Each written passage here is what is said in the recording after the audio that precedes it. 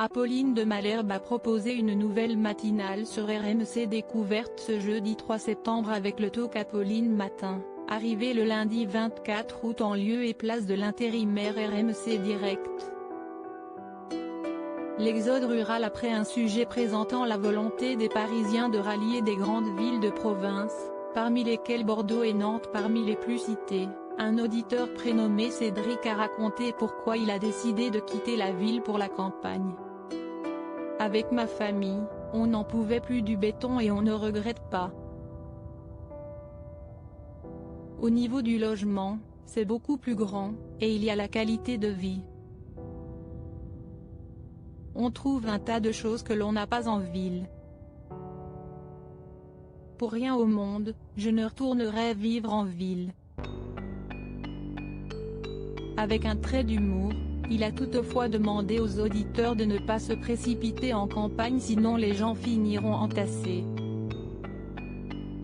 Olivier Saleron, président de la Fédération française du bâtiment, a commenté la tendance d'un secteur en berne depuis le développement de la crise sanitaire.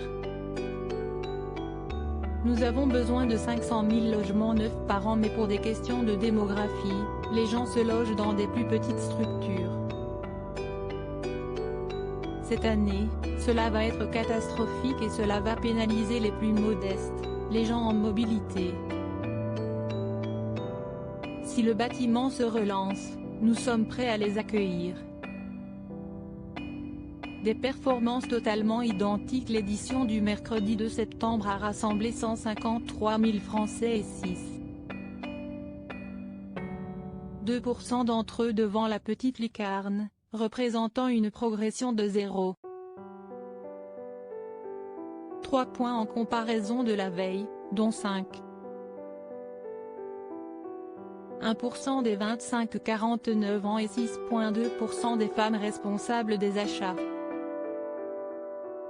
Depuis le début de la semaine, Apolline de Malherbe a réuni 143 000 téléspectateurs, pour une part de marché affichant 6%.